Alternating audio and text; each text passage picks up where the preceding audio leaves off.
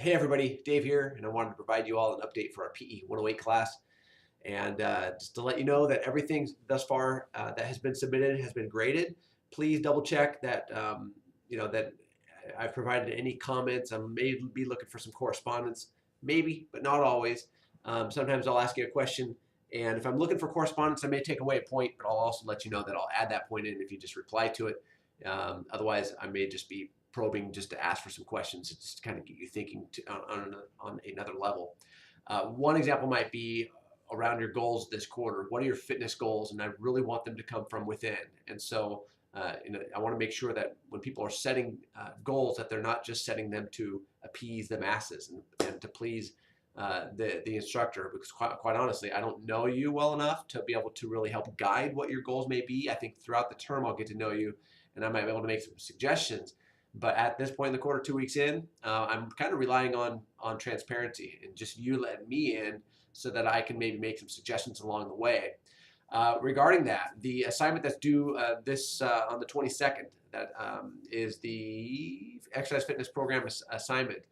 Um, that assignment is literally just a stepwise approach to what your exercise program is going to look like.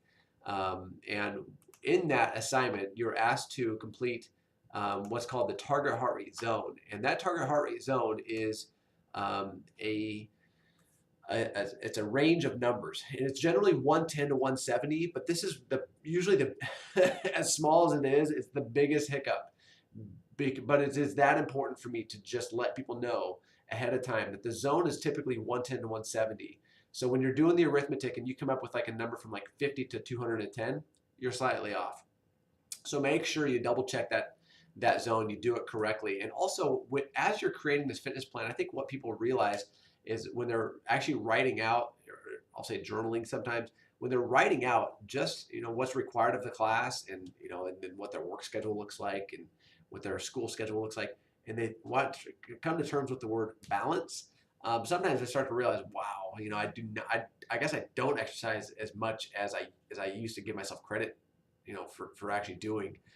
Some people come into the class saying, "Oh, I work out for 8 hours, a week, or 10 hours a week," and when they step back and look at it, they really don't. And one thing you're going to learn is that I look at the totality of health. One of the variables I will be asking you to record and track this quarter, which begins next week, is how much sleep you're getting. Not only exercise and sedentary hours, but also sleeping hours, which are even probably more important to your results than the actual working out.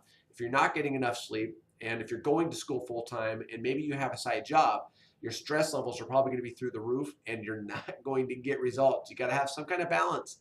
And so I want you to look for that.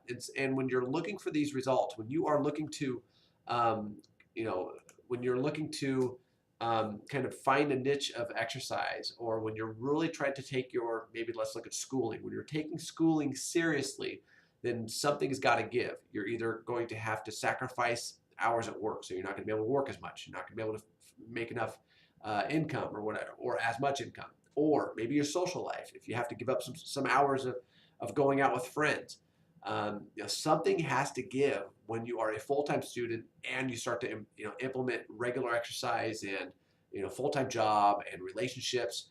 So I really want you to find that balance in the next couple of weeks. And honestly, gang, I am more about just you telling me honestly how much working out you're doing. I'm not going to take away points for being honest. So if you don't accumulate all the points initially, but you're telling me that I'm sorry, not points, minutes of exercise that are required for our class, but you're telling me like, oh gosh, I just need to maybe etch out, get rid of some environmental factors that are absorbing some of my time, and then I can squeeze in the exercise. I can work with that, but what I don't want to see are just false uploads of time and telling me that you're working out when you're really not, and yet at the end of the quarter you're not achieving these results and you can't figure out why. Well, balance is a big one. Time management is a big one, and stress and sleep are other ones. Those are the more physical ones that actually affect you from the inside out. Whereas time management really kind of affects you from the outside in, and may or may not restrict what you can actually do. So there's a lot here, and I'm kind of all over the place, but this is also an introduction to a lot of things that are going to be coming up. I try to pick one topic of the, for each webcam message that I send, or video message I send to you. And I think this week would be one, it would be balance. Just trying to identify balance in your life as a full-time student and maybe an employee as well, and a boyfriend, a girlfriend, a husband, a wife, you know, whatever you might be, all these other things are factors that play a role and just kind of pulling you in different directions. So, and I think that's it, man. I can keep going off on tangents. As the weeks progress, I will be drawing in from your discussions and your assignments that you're turning in, and I'll just be taking notes as I am grading, and I'll just be looking for, I'll say, themes from the majority of the students.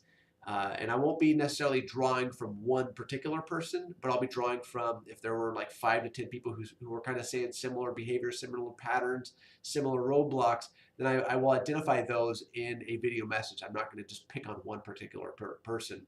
And I won't ever use names, just so you know. I'll always just kind of provide a brushstroke of the class. And so I don't want to embarrass anyone ever or anything like that. It's just for everyone to learn from one another, and I think that's where growth happens. And so never feel embarrassed or anything like that, or I'm picking on anyone or anything like that. So hey, you know what, man? It's gorgeous out. Quit watching this message. Go out and play. It is supposed to be sunny today, and then like rain the next 4 months. So that takes us to August. So in any case, I hope you guys are doing great. Whatever assignments we have coming up, I know they're fairly quick. Doesn't take a lot of time, but I know you're booked and busy. But I hope you can get this stuff in on time. If you are still needing to turn in any paperwork, now's the time to do it before grading really begins. Because if things are not updated, and as far as if you haven't turned in something from the past, grading will not happen for you in the future, and that will start affecting what are called your strikes. Remember, you get 3 strikes and then you're out. If you turn something in late, that's a strike. If you don't turn anything in at all, it's a strike. If you don't turn in your risk form, that's a strike. And that is only if you're under 18. And I still have 2 I'm waiting for. So those strikes start to accumulate, and we got to move on with or without you. And I want everybody on board so that we can all achieve fitness goals this quarter, which would be really great going into summer and beyond. So in any case, let me know if you guys have any questions. Sorry for the long video, and have a great weekend. Bye-bye.